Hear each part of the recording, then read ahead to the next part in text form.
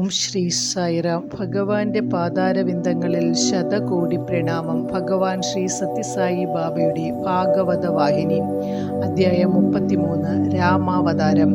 ശ്രീ ശുഗൻ തുടർന്നു. ആദ്യമായി സൗമ്യശീലനായ ശ്രീരാമന്റെ ഗുണം കഥിക്കട്ടെ. സൗമ്യം എന്നതുകൊണ്ട് ഞാൻ ഉദ്ദേശിക്കുന്നത് അദ്ദേഹത്തിന്റെ ശാന്തവും മൃദുലവുമായ പ്രകൃതിയാണ്. അദ്ദേഹം ഹരിത മേലങ്കി ധരിച്ചിരുന്നു. അരയിൽ മഞ്ഞമുണ്ട്, കനക കിരീടം. മേലോട്ട് നോക്കുവാൻ നാണമാണോ എന്ന് തോന്നിക്കുമാറ് സദാ നിലത്തോട്ട് നോക്കിയാണ് നടത്തം. കാണുന്നവരുടെ ഹൃദയം അത് കണ്ട് അലിഞ്ഞുപോയിരുന്നു. രാമൻ അന്യരെ നോക്കുന്നത് ആർക്കും കാണാൻ കഴിയുമായിരുന്നില്ല. അദ്ദേഹത്തിന് സദാ ആന്തരിക ദൃഷ്ടിയാണ്, ബാഹ്യദൃഷ്ടിയില്ല. ആരെങ്കിലും വല്ലതും സമർപ്പിച്ചാൽ അത് മുഴുവനും സ്വീകരിക്ക പതിവില്ല. ദാനവസ്തുവിലെ ഒരു ഓഹരി എടുക്കും, അതും അവരെ സന്തോഷിപ്പിക്കുവാൻ മാത്രം, അല്ലെങ്കിൽ ആ വസ്തുവിനെ സ്പർശിക്കുകയോ മാത്രം ചെയ്ത് അത് നൽകിയ ആൾക്ക് തിരികെ കൊടുക്കും. ശ്രീരാമൻ പത്നിയുടെ പിതാവിനോടും മാതാവിനോടും പെരുമാറി വന്നിരുന്നത് ഒരു പുത്രനെ പോലെയായിരുന്നു. ഭാര്യ സോദരിമാരോടോ അവരുടെ ദാസിവർഗത്തോടോ സംസാരിക്കാൻ ഒരുമ്പെടാറില്ല. മുഖമുയർത്തി അവരെ നോക്കുക പോലും ചെയ്യുകയില്ല. തന്നേക്കാൾ പ്രായം കൂടിയവരെ തൻ്റെ മാതാവായ കൗസല്യ എന്ന പോലെ അദ്ദേഹം ബഹുമാനിച്ചിരുന്നു. തന്നിലും പ്രായം കുറഞ്ഞ വനിതകളെ അനിയത്തിമാരെന്ന് കരുതിയിരുന്നു. തൻ്റെ സമപ്രായക്കാരെ ചിറ്റമ്മ എന്ന പോലെ ഗണിച്ചിരുന്നു. ശ്രീരാമൻ സത്യത്തെ മുറുകെ പിടിച്ചിരുന്നു. തൻ്റെ പിതാവ് വാഗ്ദത്ത ലംഘനം ചെയ്യുന്നുവെങ്കിൽ അത് രഘുവംശത്തിന് തന്നെ കളങ്കമുണ്ടാകുമെന്ന് അദ്ദേഹം ധരിച്ചു. അതിനാൽ പിതൃവാക്കിനെ പരിപാലിക്കുന്നതിനും അദ്ദേഹത്തിൻ്റെ കീർത്തി നിലനിർത്തുന്നതിനുമായി സ്വയം 14 വർഷത്തേക്ക് വനവാസത്തിന് വിധിച്ചു. രാമനോട് അച്ഛൻ അങ്ങനെ ചെയ്യണമെന്ന് പറഞ്ഞിട്ടില്ല. ആ സംഗതി അറിഞ്ഞ ഇളയമ്മയായ കൈകേയിയിൽ നിന്നായിരുന്നു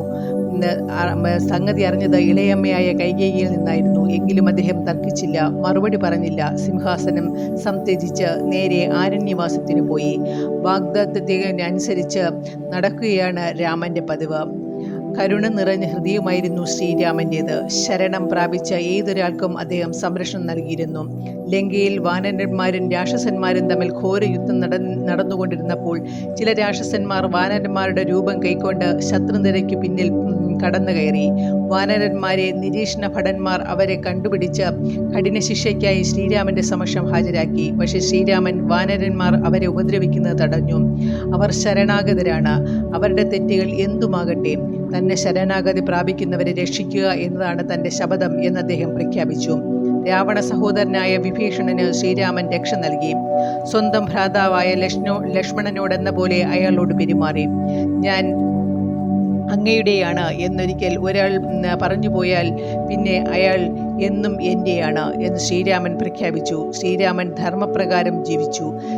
സ്വകൃത്യങ്ങളിൽ അന്യർക്ക് ധർമ്മോപദേശം ചെയ്തു. ഉപദേശം കൊണ്ടും സ്വകർമ്മങ്ങൾ കൊണ്ടും അദ്ദേഹം ധർമ്മ സംസ്ഥാപനം ചെയ്തു. അദ്ദേഹം സന്യാസിമാരെ പോഷിപ്പിച്ചു. ദൈവവിശ്വാസികളുടെ യാതന ദൂരീകരിച്ചു. അവരെ തൻ്റെ സമീപത്തിൽ വസിപ്പിച്ച തൻ്റെ കാരുണ്യം കൊണ്ട് അവരുടെ ആഗ്രഹങ്ങൾ സഫലമാക്കി. അദ്ദേഹം കോവിദനായിരുന്നു. വേദങ്ങളുടെ സാരം ഗ്രഹിച്ചവനായിരുന്നു. അദ്ദേഹം വലിപ്പച്ചെറുപ്പ ഭാവം ഇല്ലാത്തവനായിരുന്നു. ശ്രീരാമൻ സ്വകർമ്മങ്ങൾ കൊണ്ടും സ്വമാതൃകയാലും ലോകത്തെ രാമരാജ്യമാക്കി. ധർമ്മമനുസരിക്കാനുള്ള പ്രജകളുടെ നാട്.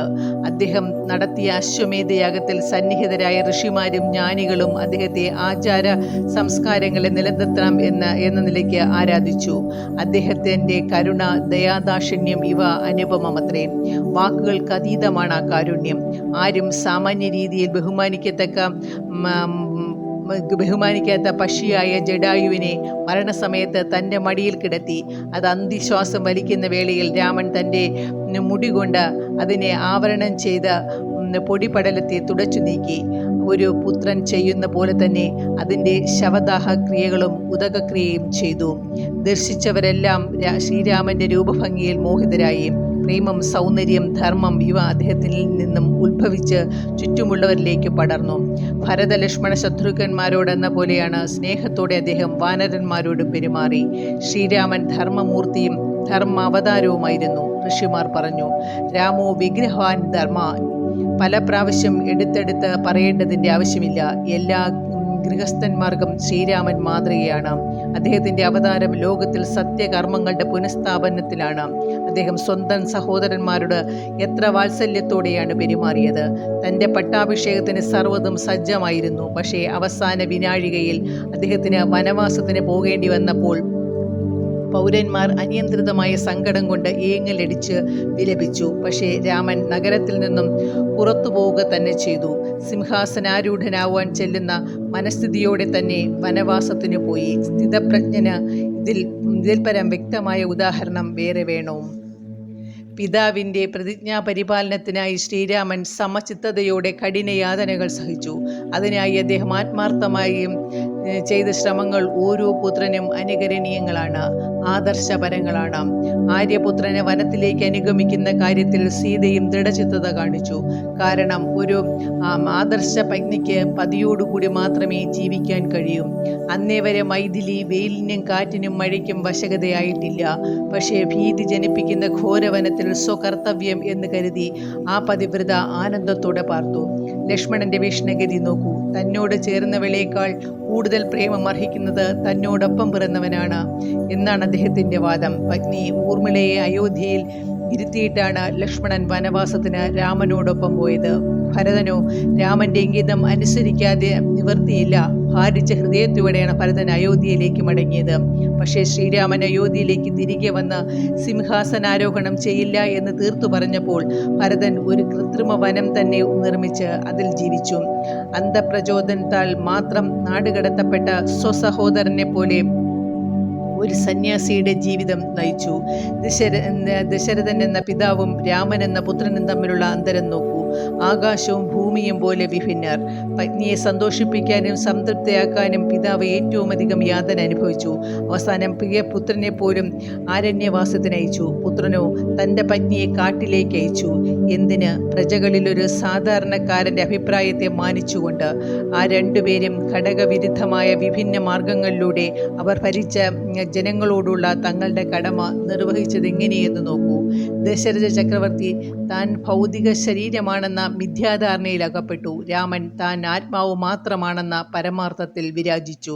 അഹോ, ശ്രീരാമൻ്റെ മേന്മയും സദ്ഗുണങ്ങളും വിസ്തരിക്കാൻ എന്നാൽ അസാധ്യമാകുന്നു. അവയെ കേന്ദ്രമാക്കി ധ്യാനത്തിൽ കഴിയുന്നതിനു പകരം ധന്യമായ എന്തൊരു കർമ്മമാണ്